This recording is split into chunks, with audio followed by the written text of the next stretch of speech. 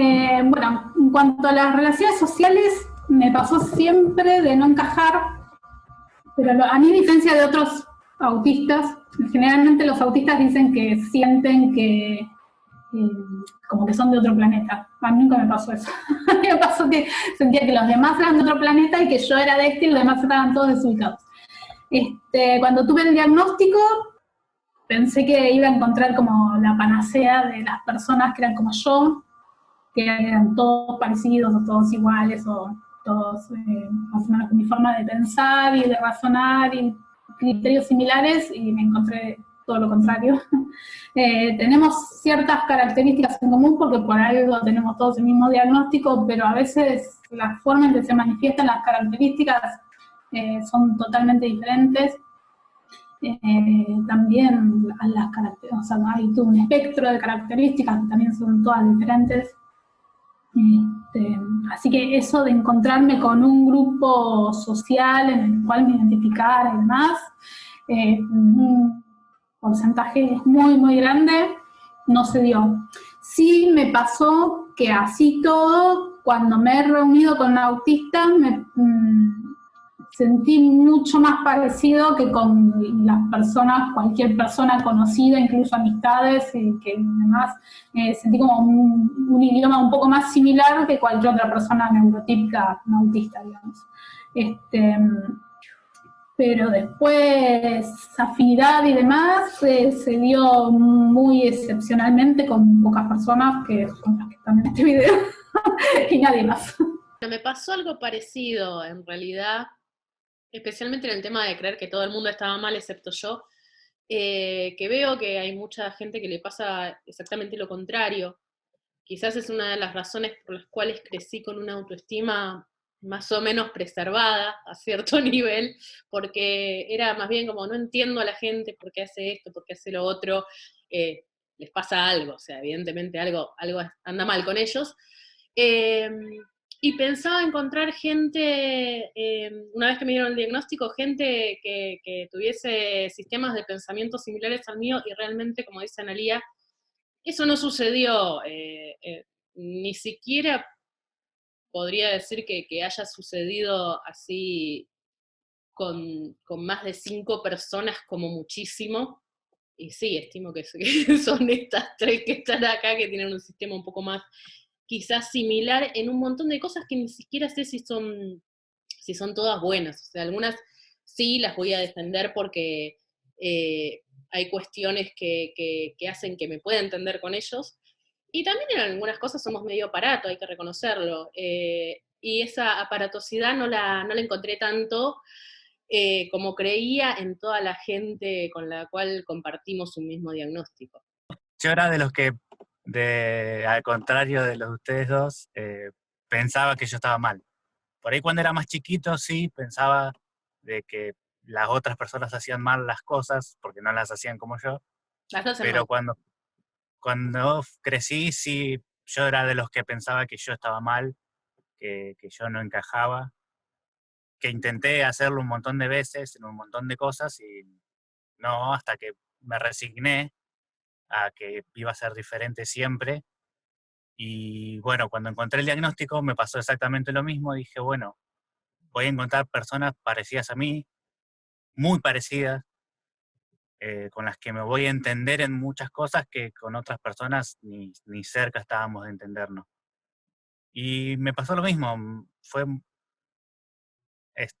decepcionante ver la diferencia, a pesar de tener el mismo diagnóstico, la amplitud que era el espectro, porque yo, si bien había leído sobre el espectro, ya tenía mi diagnóstico y todo, no había entendido la amplitud que tiene el espectro, en este caso el espectro autista, en cuanto a las características, que, que pueden ser las mismas características, pero que se desarrollan de una forma muy distinta. Y como, bueno, dijeron lo mismo, las del video son una de las pocas personas con las que me llevo a entender bastante en comparación a cualquier otra. Me acuerdo que una vez, una anécdota con lo que decís lo bueno y lo malo, y que somos aparatos y qué sé yo. Me acuerdo que una vez en una conversación alguien dijo que determinada persona que estaba en un grupo se iba a querer suicidar por una situación que se dio en el grupo que en realidad fue generada por esa persona y fue bastante violenta y demás, por la situación en sí. Y que Costanza dijo, si se quiere suicidar por un grupo de Facebook, el problema es de él. Me acuerdo esa sensación que me pasó varias veces en este grupo de decir, esto que pienso yo lo voy a encontrar solamente en estas otras dos personas. el placer, por decirlo de alguna forma, de que lo que uno cuando lo dice los demás lo toman súper mal, que en este grupo es totalmente normal. Quería dar un ejemplo concreto de esas identificaciones. Yo creo que hay una cuestión, cuando estaba terminando Ezequiel lo pensaba, que tiene mucho que ver con el sentido del humor. Yo creo que cuando compartís el sentido del humor con X persona, es que podés decir, sí, me entiendo. Si no hay un sentido del humor compartido, es como que es muy difícil entenderse, y bueno, y que no surjan ofensas, problemas, etcétera, o sea, a nivel humano. Pero con todo ese tipo de cosas creo que muchas veces está el tema del sentido del humor de por medio, que es re importante. Y no es tan fácil como un diagnóstico poder entender el sentido del humor, no solo nuestro, que es particular, sino el de otras personas en general. Es complicado. Convengamos que tenemos un humor bastante particular. Digamos, Nosotros. Si nosotros tres, un humor negro, bastante negro, entonces suele generar ofensas, no solo en gente que no es autista, sino entre los mismos autistas que por ahí no entienden, ya sea el humor negro o el sarcasmo, las ironías, que nosotros generamos herramientas y pudimos llegar a manejarlos, porque no es verdad que no se sepa manejar entre autistas. Pero genera esos roces por ahí con otras personas y en los mismos grupos en los que estamos nosotros. Cosas que son políticamente muy incorrectas para el afuera, pero que entre nosotros es como que se entienden y nos divertimos bastante por eso. Cuando estuve administrando un grupo de parejas de autistas, había como muchas quejas similares. Y lo pongo entre comillas porque en gran parte yo cuestiono ese tipo de quejas. Muchas basadas en, que es la típica, que las personas que son pareja de una persona autista, seguramente nos pasó a nosotros, y bueno, lo vi mucho en el grupo, que reclaman mucho como supuesta poca afectividad, demostraciones.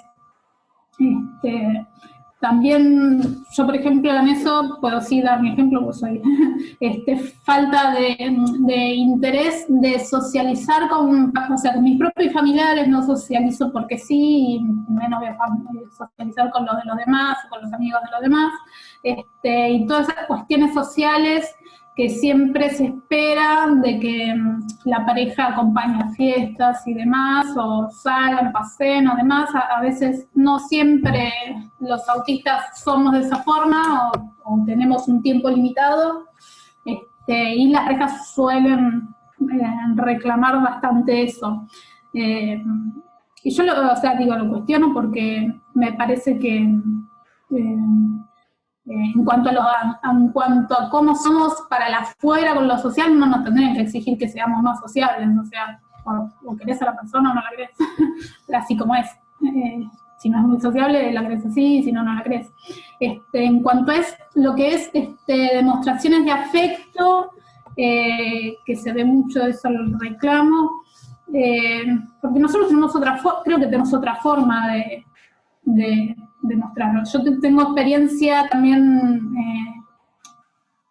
de estar con neurotípicos y estar con una persona autista, y no es lo mismo la demanda, digamos. O sea, me siento mucho más cómoda y me siento mucho menos juzgada tanto con una persona autista que con una persona neurotípica.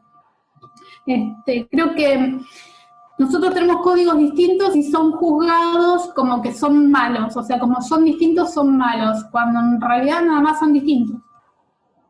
que hay otro reclamo que es muy recurrente, que más que reclamo es un malentendido, que está referido a la falta de empatía, pero en realidad si yo estoy con alguien y quiero hacer algo bueno por esa persona porque la quiero, lo primero que hago es dejarlo solo, hacer que esté tranquilo, o sea, en líneas generales no le rompo las bolas todo el tiempo.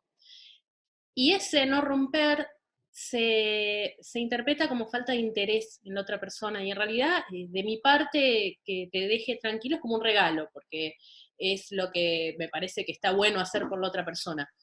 Así que es como un reclamo que vi mucho y que en realidad se basa justamente en esa diferencia de códigos. Lo que para mí es bueno, para vos tal vez no es tan bueno, etc. Y es muy recurrente el tema de, sí, eh, bueno, me está dejando solo, ¿por qué me deja solo? ¿Porque no me quiere más o porque quiere que esté feliz? Sí, uno le da, como autista, le da lo que más quisiera a uno en un mal momento, que es darle soledad, y el otro lo entiende todo lo contrario, que lo está dejando solo por abandono. Sí, a mí lo que comenta Constanza también pasó, de que personalmente cuando necesito espacio, o si me siento mal, prefiero estar solo. Y el darle a la otra persona ese espacio, o lo mismo cuando te piden ese espacio, dárselo, es como decir, no, vos tendrías que haberme insistido y quedarte conmigo. No, no funciona así. No, mi cabeza no funciona así. Y ese reclamo de dejar solo, sí lo conocí. Sí, o también a nosotros de igual forma nos parece también incoherente las formas por ahí neurotípicas de que cuando, no sé, te dicen lo lamento o te dan un abrazo o demás, como no ver en qué beneficia a la persona afectada, digamos, el que te digan lo siento o que te den un abrazo. Que te Sí, pidan bueno, un tiempo, pero que en realidad no quieran un tiempo. O sea, si me pedís un tiempo solo, te doy un tiempo solo, y si no querés un tiempo solo, decime, no quiero un tiempo solo, y es todo mucho más sencillo. no, pero vos tenés que saber eso. Eso es lo que Claro. piensan ellos. Sí, ese es un tema. Ellos piensan que, las personas neurotípicas piensan que hay ciertos códigos de que, no sé, si yo estoy triste, vos tenés que saber que necesito que estés conmigo. Y nosotros no vemos las cosas así, o sea, las cosas Claro, o se dicen o no se dicen. no solo tenés que darte cuenta que estás triste, sino tenés que saber qué hacer. Como que lo dan todo por hecho, lo dan por sentado a eso. Sí. A mí me pasó cuando me diagnosticaron que mi mejor amiga me dijo que en un momento éramos un grupo de 3 amigas y una falleció de cáncer. Y cuando falleció la tercera amiga de cáncer, yo le dije, mi amiga me avisó de que la iban a enterrar y demás, y yo le dije que no me interesaba irme, no me interesaba, o sea, que si ya estaba muerta, ¿para qué iba a ir a un entierro? Cuando a mí me diagnosticaron, mi amiga me dijo eso como la demostración más extrema que sintió en nuestros muchos años de amistad de mi falta de empatía.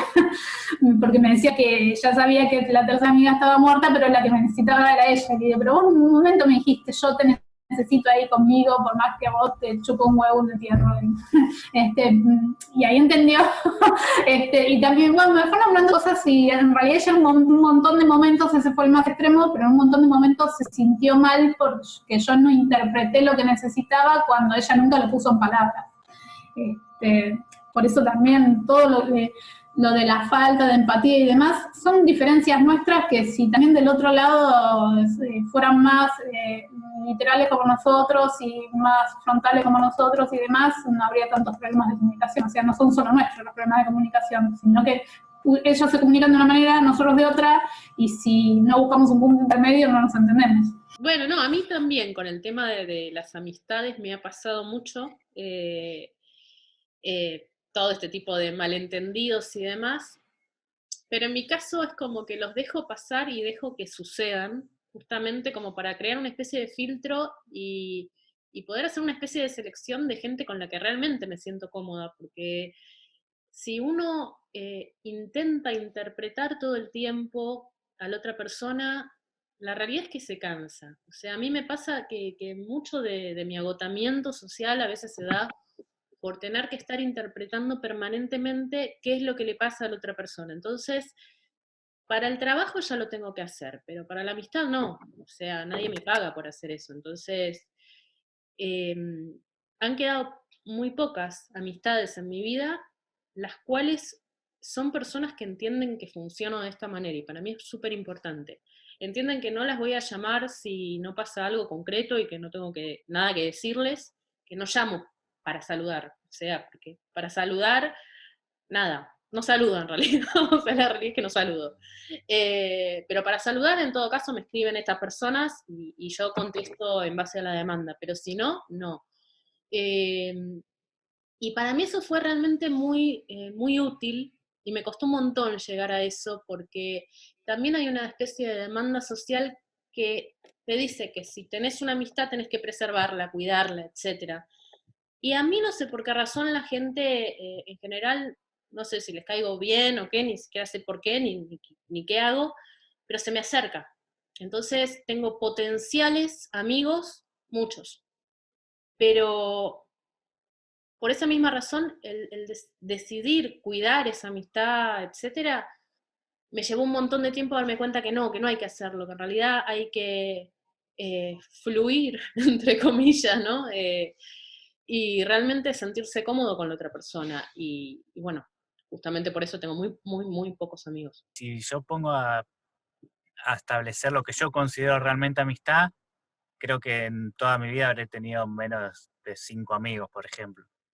Eh, Precisamente por esa cuestión de, no de llegar a cierto nivel donde no había forma de generar un vínculo más allá de lo superficial, porque me veía claramente diferente a los demás. Entonces, si bien tengo gente con la que me llevo bien, puedo hablar de ciertos temas, no los llevo a considerar amigos realmente. Y gente que sí por ahí considero amiga, que son 2 o 3, hablo cada, no sé, puedo hablar cada 3, 4 meses un rato y sabemos que la amistad existe. Y sin saber mi diagnóstico, porque prácticamente no se lo dije a nadie.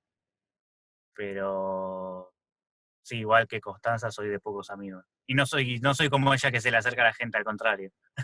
Bueno, en realidad varias veces me preguntaron qué pasaba con tener hijos, con tener familia, más allá de la clásica idea de que no podemos, cosa que espero que ya todo el mundo sepa que no es verdad y que no es así. Me han preguntado mucho desde lo sensorial cómo es tener eh, bebés, especialmente. Yo ya no tengo bebés, pero tengo 3 hijos muy cercanos en edad, y en su momento tuve 3 bebés, o sea, todos con pañal, todos tomando mamadera todavía, etcétera, o sea, bebés. Es verdad que es exigente, o sea, es realmente exigente el tema de la demanda de los chicos, y de que se comuniquen a gritos y a llanto cuando son muy chiquitos, es demandante, pero noté no sé, con cierta sorpresa. Yo creí que no era tan así, que a las madres neurotípicas les pasa más o menos exactamente lo mismo que a las madres autistas, y vi muchas madres autistas, que sufrimos más o menos todas por igual el tema de, no sé, el chico llora y no quiere dormir, están gritando todo el día y ya me duele la cabeza. Esa es como que le pasa tanto a neurotípicas como autistas por igual. Y al mismo tiempo sí noté ventajas que tenemos muchas mujeres autistas en la maternidad, como cierta tendencia a pensar un poco más fríamente y más racionalmente frente a las emergencias, ante los problemas que surgen. De hecho, cuando estaba en pareja con el padre de mis hijos, pasaba seguido que, no sé, por ejemplo, uno tenía fiebre, se golpeaba un dedo o X cosa y había que llevarlo al médico, y era como que yo notaba que actuaba, no sé, normal, desde mi punto de vista. Nada, te tomaba la temperatura, si veía que era muy alto llamaba al médico, si no, no, etcétera, ese tipo de cosas, mientras que tenía una persona al lado que estaba como, no, pero se va a morir, ¿y qué pasa? Y si... Bueno, hay una cuestión que es como que le sacamos algo de drama, y me parece que está bueno. Y al mismo tiempo, bueno, tenemos nuestras contras, como que nunca van a poder lograr que esté en un grupo de madres de WhatsApp, que vaya a las reuniones de padres, que me importe mucho la escuela, porque, no sé, en estos tiempos de mucha educación a distancia mandan 800.000 tareas y no me voy a sentar a hacerla, les digo que no se preocupen, que ya lo recuperarán, que un año no es nada, etcétera, etcétera, cuando veo que hay otra gente que se está desesperando porque lleguen a tiempo, porque esto, porque lo otro. Y creo que es todo parte de lo mismo, es cuestión de poner las cosas en perspectiva y creo que en eso somos bastante buenas. Eso que decís que, bueno, yo también tengo un hijo, mi hijo también autista, que decís que las madres neurotípicas también se superan como nosotros. Yo creo que se superan igual o más, porque ellas no tienen elaborado lo que es nosotros sabemos lo que es saturarnos sensorialmente, lo ponemos en palabras, sabemos lo que significa, cuándo nos pasa, ya lo tenemos analizado.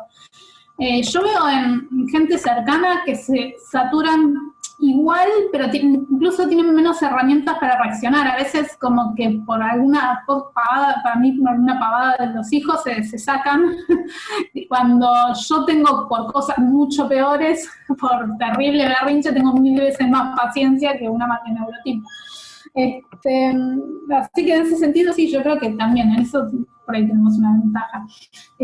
No tengo una ventaja de enseñarle a socializar, eso lo tendrá que hacer, si lo quiere hacer, con acompañamiento terapéutica o con quien le toque. Yo también le dije a la maestra las actividades ahora de pandemia no la va a hacer, yo le dije que está de vacaciones y él hará lo que tenga ganas. Esas cosas sí también nos importa bastante poco. Lo que vos contabas de las emergencias, también me acuerdo cuando mi hijo tenía 1 mes, lo internamos y había que hacerle una cirugía de urgencia. Y me acuerdo de los médicos diciéndome, y que le conté a otra amiga en ese momento también autista, que me decía que le había pasado lo mismo con los hijos, internando a mi hijo y que lo estaban poniendo sueros y qué sé yo, y sosteniéndolo, y decirme, no mires mamá, no mires mami, pensando que yo iba a entrar en crisis, y digo, no, yo te ayudo a sostenerlo. Esas cosas que por ahí en eso somos mucho más racionales, o sea, si estás en el médico lo está ayudando, no me pongo dramática porque estamos en el médico para que me ayude, no para que yo me ponga a llorar.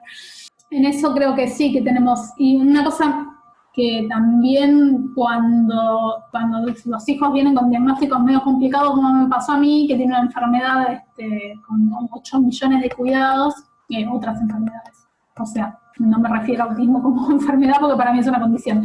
Tiene otras enfermedades que necesitan muchísimos cuidados. Creo que la única persona tanto como para saber, como para deducir todos esos cuidados y llevarlos a cabo soy yo. En eso también.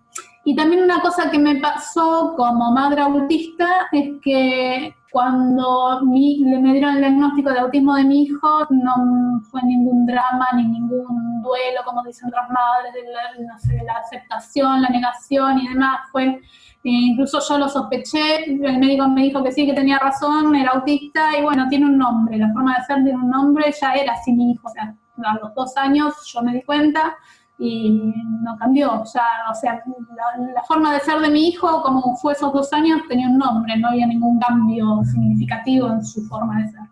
Más allá de que no quiero tener hijos, no tengo planeado tener hijos, una de las razones por las que no quiero es primero porque no quiero que una persona dependa enteramente de mí como padre, ya más allá de que pueda tener madre o lo que sea, sino que tendría miedo de que sea neurotípico y tenga necesidades que yo no las pueda suplir por una cuestión de mi propia condición, que necesiten demasiado cariño, demostraciones, y que quizás no lo entienda por ser niño y crezca con algún tipo de trauma por esa razón. Yo creo que, no sé, muchísimas personas y muchísimos hombres no le pueden dar esas cosas a los hijos y como es un mandato social no lo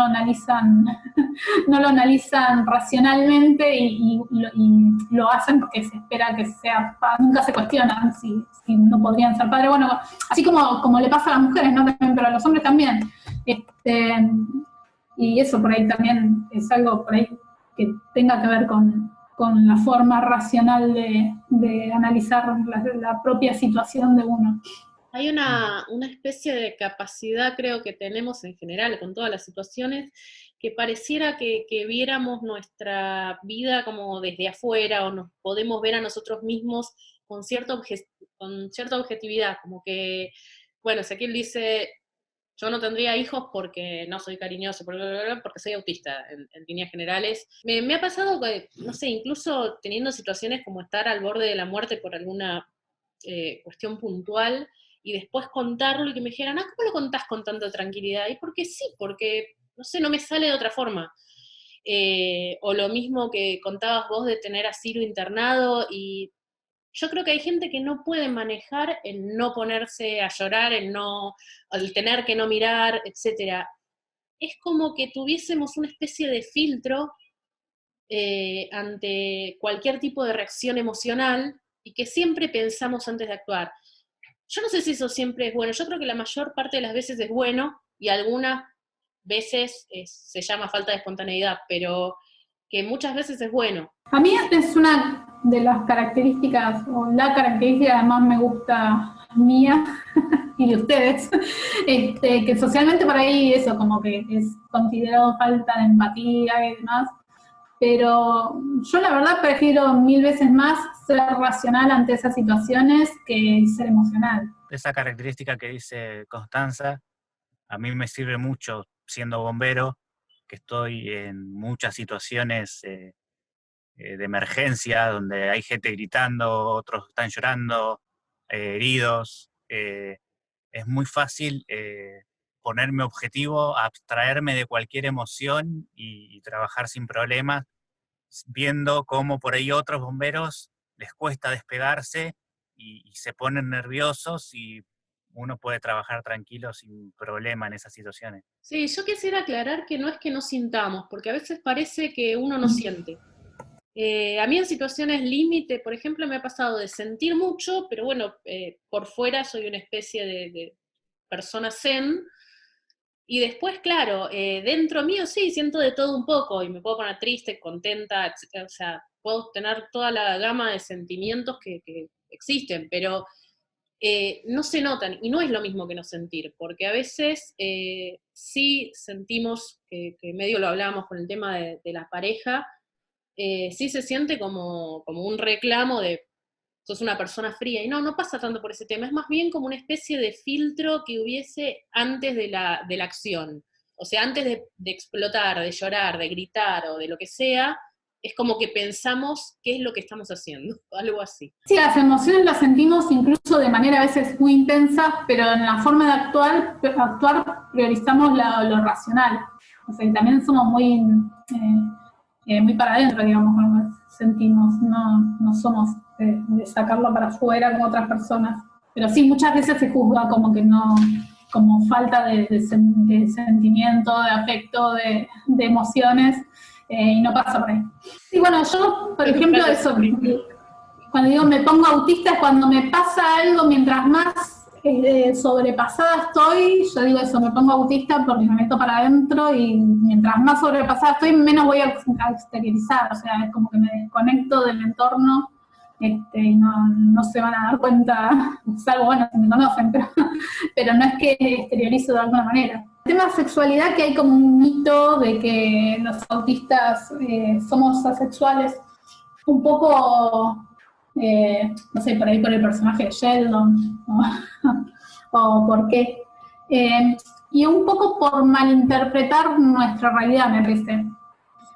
Nosotros en la página hicimos una encuesta preguntándole a personas autistas que dijeran si les gustaba tener relaciones sexuales o si les gustaría, digamos, más allá de que por ahí no hayan podido hacerlo, si les gustaría, o sea, si les interesa su sexualidad. El 75% respondió que sí, el 25% respondió que no. O sea que no es que seamos naturalmente todos asexuales. Pero sí, todo lo que tiene que ver con cuestiones de dificultades de comunicación y demás, a veces puede, por un lado poner un montón de barreras y también porque a veces nuestras formas de comunicación, de contacto y demás es como que se ven demasiado saturadas por las formas neurotípicas y también los neurotípicos exigen demasiado. En cuanto a un montón de códigos que quizás nos pasan de costado, o sea, el tema de antes, de cómo seducir, de por qué seducir, o sea, hay un montón de cuestiones que yo siento que es como que las vemos ahí de costado y a veces hay muchos que quedamos afuera a cierto nivel porque, claro, no son códigos que se escapan. Sí, también, sobre todo a las mujeres, nos pasa muchas veces también que se nos escapan y nos terminamos metiendo en situaciones, o sea, no solo se nos escapan oportunidades, sino que también se nos escapan de meternos en situaciones que no queríamos por ese tipo de malentendidos, y por eso también hay como muchas mujeres pueden ser como estar propensas al abuso y demás, por no entender, porque no te salten esas alarmas, por no entender todos esos códigos. Y también hay una cuestión que, o sea, uno dice a los chicos hay que enseñarles que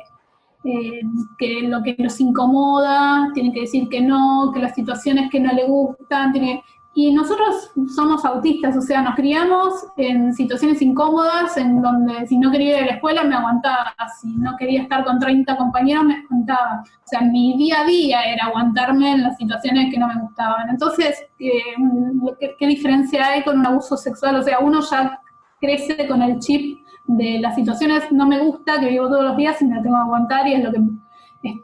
entonces también crecer con ese chip incluido también te vuelve propenso a sufrir abusos y demás, porque estás acostumbrado a que tu vida es prácticamente, no se puede hablar en términos de abuso, pero para nosotros a veces sensorialmente que te metan en un aula con 30 pibes 4 horas es un abuso.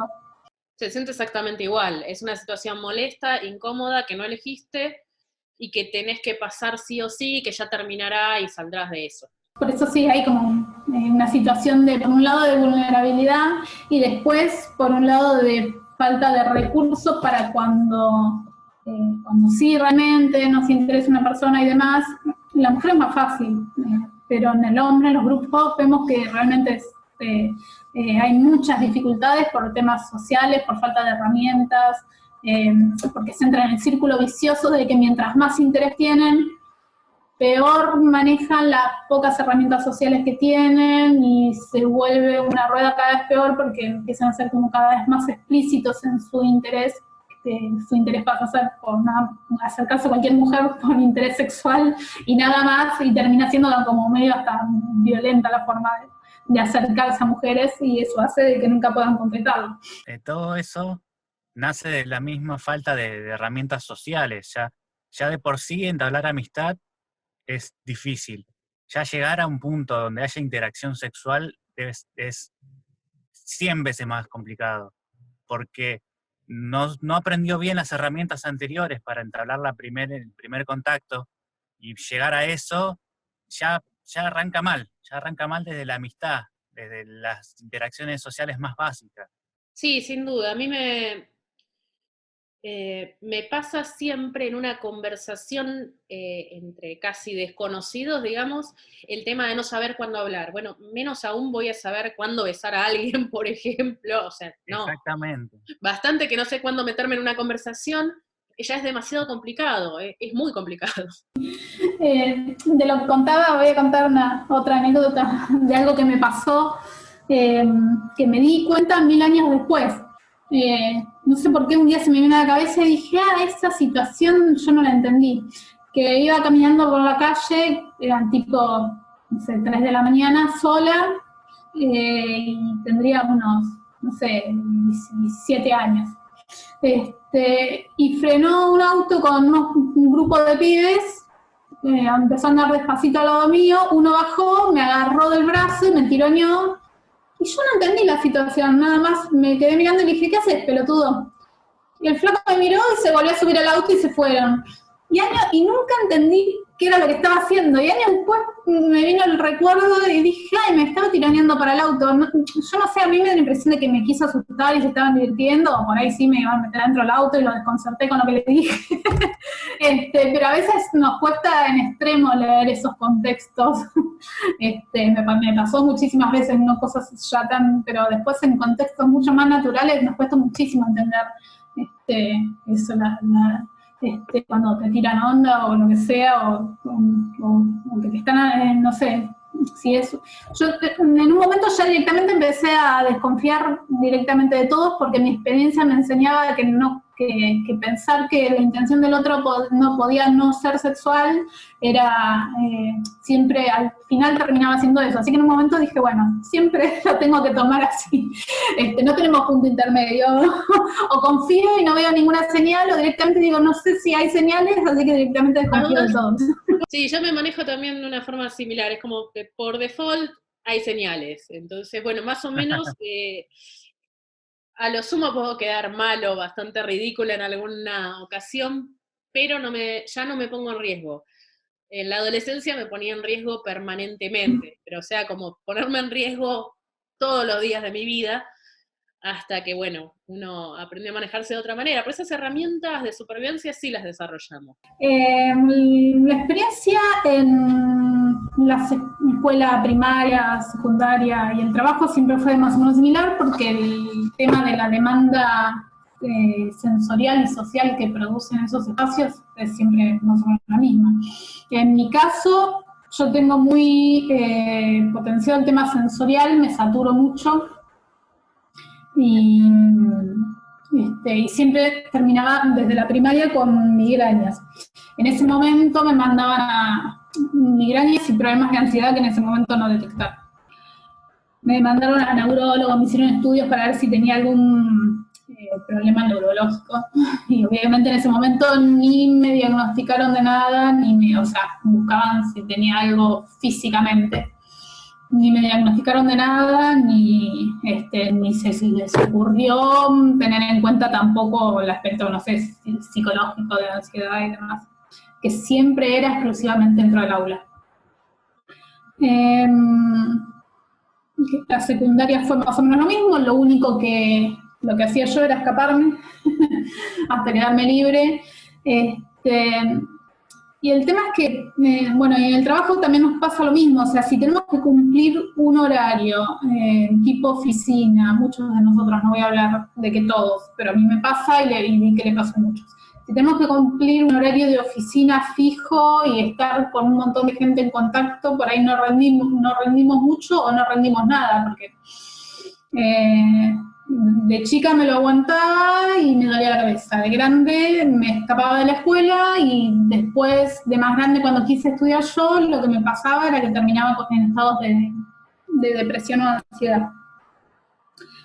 Que por ahí siempre se apuntan las terapias a que los chicos tengan herramientas supuestamente para esas situaciones. Para adaptarse a esas situaciones. Yo no sé si realmente sirve eso, para mí no sirve. Lo único que se consigue es que uno va creciendo y pasa, a veces algunos chicos hacen berrinches, otros son más para adentro como yo, y no hace berrinche, pero se queda aislado en el aula. Y es como un poco utópico pensar que las terapias sirven para modificar esas cosas. Yo creo que uno cuando crece termina no haciendo berrinche o lo que fuera, pero termina en situaciones deriva en situaciones de comorbilidades como ansiedad, depresión y demás. Por eso, o sea, no voy a decir que las terapias no son efectivas, pero creo que las terapias tienen que apuntar a que uno conozca lo que le pasa y tenga herramientas para saber qué necesita ante esas situaciones.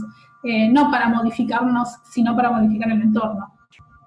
Yo en realidad no puedo decir nada demasiado distinto a lo que ya dijo Analía, porque me pasó prácticamente lo mismo. Por ejemplo, yo en primer grado iba a jornada completa, en el medio había un turno que era para comer, de comedor, donde había platitos con poteras de metal y los chicos pasaban la cuchara sobre el metal así y Bueno, la cuestión es que no duré más que unos meses y me tuvieron que sacar. Si bien yo no podía expresar fácilmente, no, me molesta este sonido, me molesta que los chicos gritan, pero yo hoy en día recuerdo esa época y lo recuerdo como un grito y un chillido constante, eterno.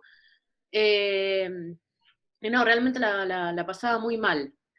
Lo bueno es que tuve la suerte de que me sacaran rápidamente de ahí. O sea, en general me escuchaban bastante a ese nivel mis padres, pero nada, eh, eso no quita que no haya sido feo.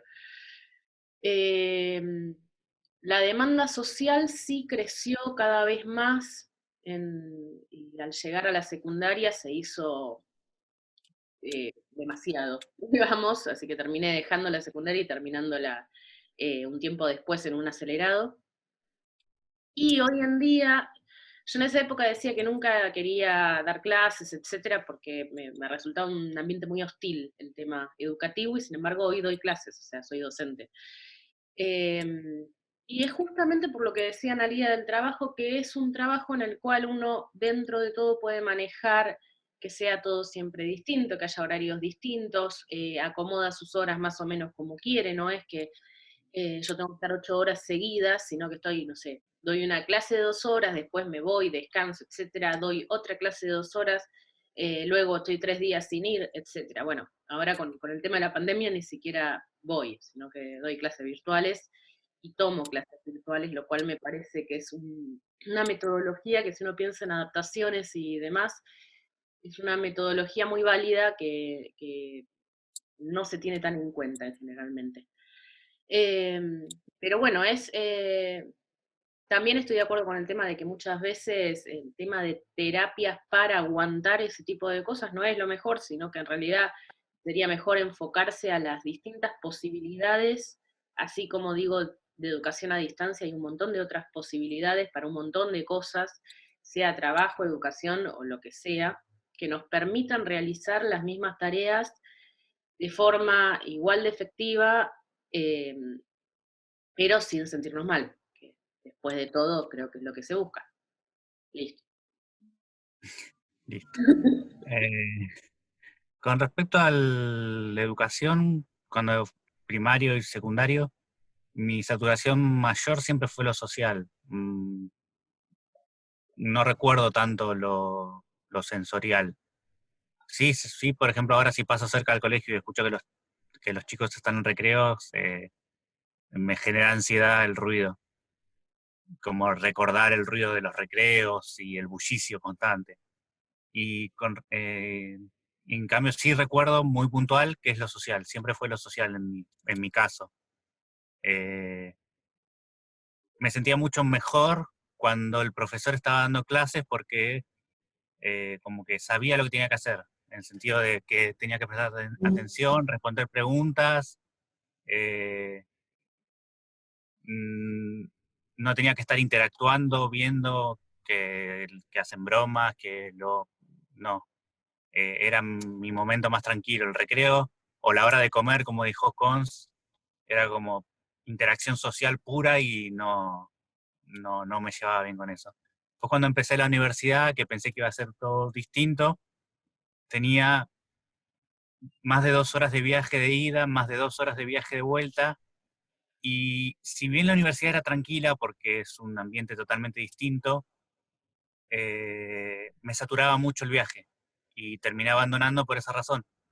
Yo cuando llegaba a mi casa, lo último que quería era volver a agarrar un libro, quería desconectarme de todo porque venía de 4 horas de clase y de 5 horas de exposición al exterior. Ahí sí era una cuestión más sensorial que social, quizás. Es que muchos de nosotros terminamos abandonando la posibilidad de decir, no sé, voy a estudiar o lo que fuera, porque en el sistema no está preparado para incluir distintas formas, como decía Cons, el tema virtual. Ella terminó la secundaria en algo acelerado, yo al revés me quedaba libre, pero después iba por ahí a una clase aparte yo tenía bastantes problemas de atención. nunca pude en mi vida prestar atención a una clase completa ni a 10 minutos. Iba a una clase con una profesora particular que por ahí en una hora me explicaba solamente a mí y de forma que yo le prestara atención, y por ahí con eso iba y rendía, o sea, me sacaba el año de encima en unas clases y en unos días de estudio. Pero el sistema no estaba, o sea, cuando yo quise estudiar algunas cosas, se me ocurrió en algún momento estudiar algunas cosas, terminé dejando en estado de depresión y ansiedad. Y después en algún momento dije, bueno, voy a estudiar algo que pueda rendir casi todo libre, y no hay opción de eso, o sea, no existe, directamente no te permiten. Cuando la mayoría de nosotros en realidad rendimos muchísimo más de esa manera, y en los trabajos también pasa lo mismo, o sea, si a nosotros nos mandaran con una cantidad de trabajo, andá y hacerlo en tu casa, no es que nos aprovecharíamos de la situación ni nada. Incluso tenemos una personalidad bastante obsesiva, por lo que por ahí podríamos rendir muchísimo más que por ahí un empleado promedio, pero no se nos da la posibilidad porque la mayoría de los trabajos, ni de las facultades, ni nada, se tienen en cuenta ese tipo de inclusiones. Incluso cuando hay alumnos que tienen diagnóstico, nosotros nos pasó de estudiar sin diagnóstico. Más grande. Cuando hay alumnos que tienen el diagnóstico y se lo dicen a los profesores, algunos hasta se mofan del diagnóstico, le dicen, pero vos podés, pero vos, porque nos ven supuestamente súper funcionales, pero somos funcionales o sea, somos funcionales, pero somos funcionales en un contexto que no tiene por qué ser el mismo que todos los demás.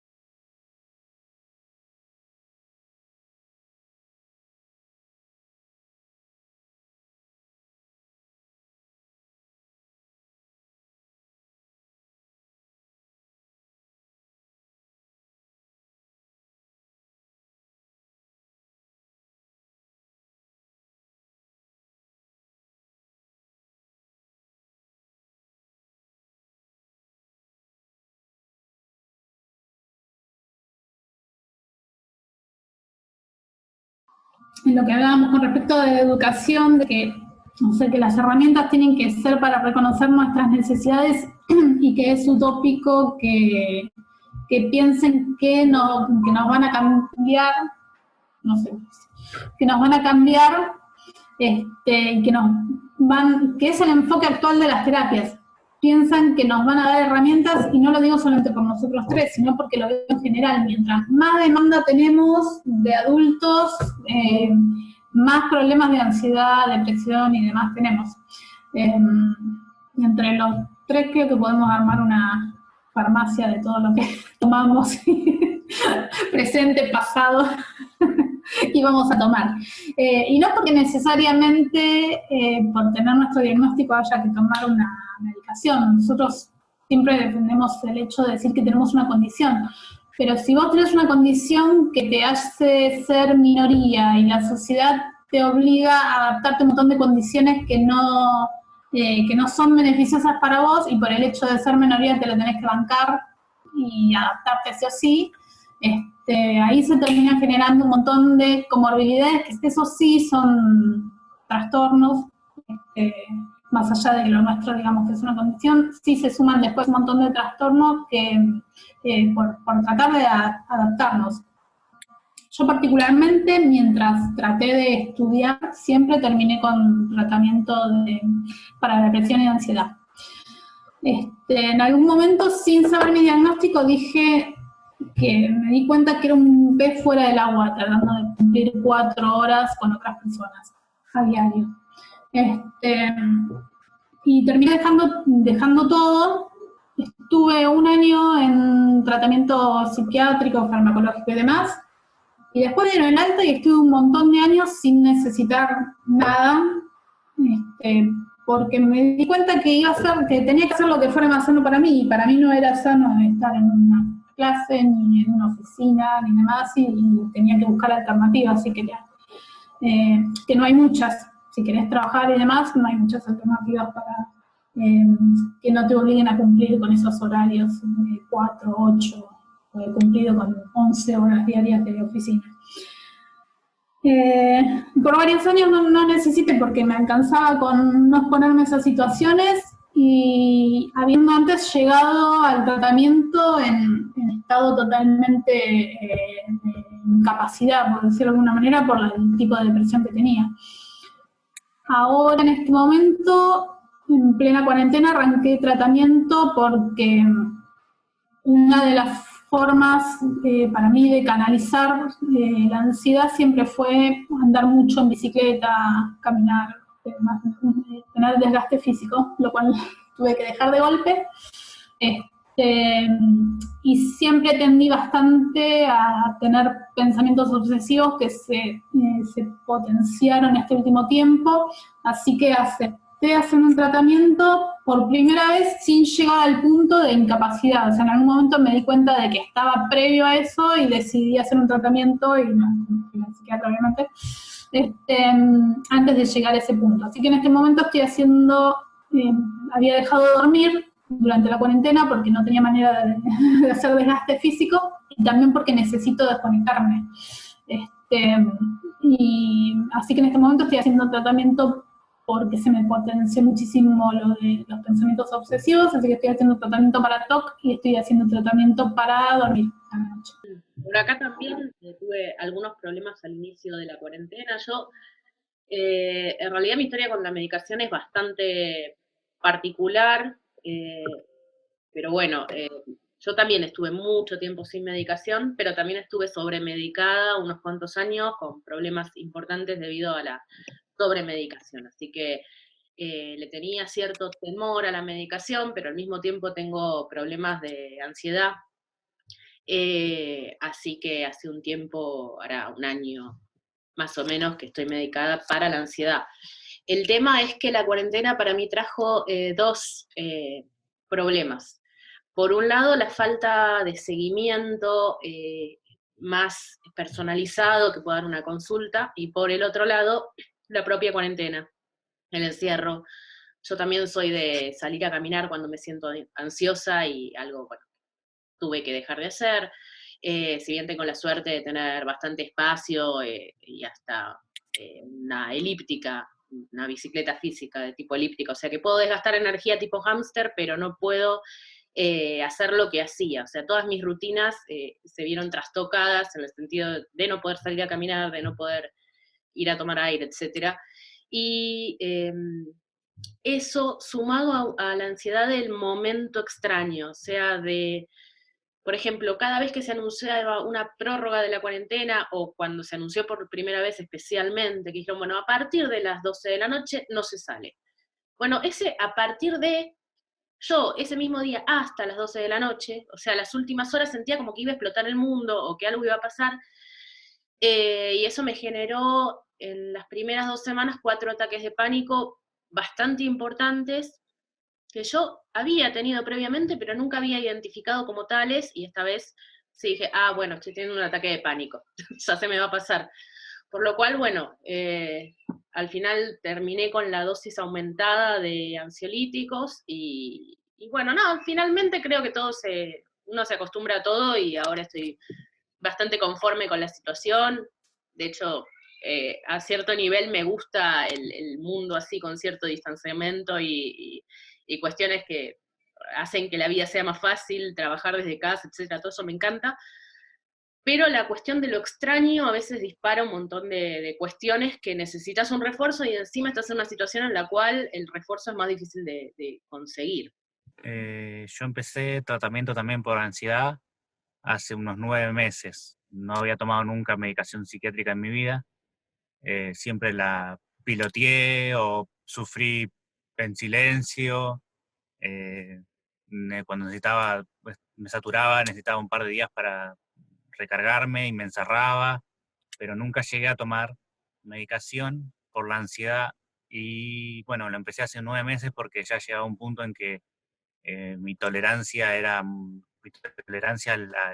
al contacto social era cada vez menos, cada vez menor.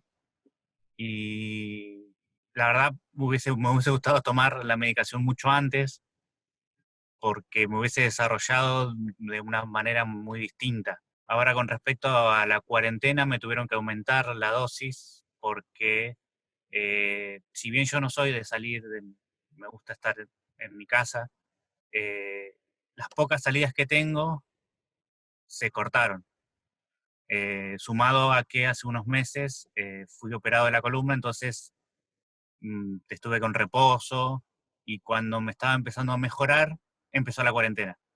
Entonces yo hace meses que no salgo de mi casa, salgo muy poco, y eso sí me generó un estado de ansiedad bastante mayor, y el psiquiatra me aumentó la dosis de la medicación.